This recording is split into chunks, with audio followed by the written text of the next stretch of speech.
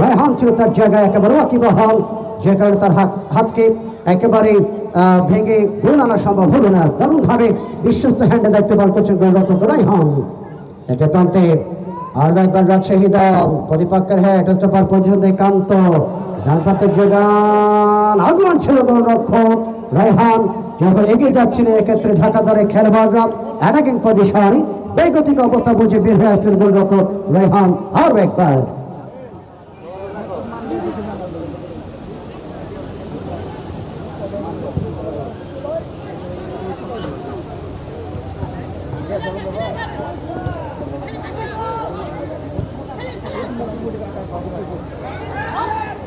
প্রত্যেকের শক্তকে প্রতিহত করেছেন রক্ষণ ভাগ।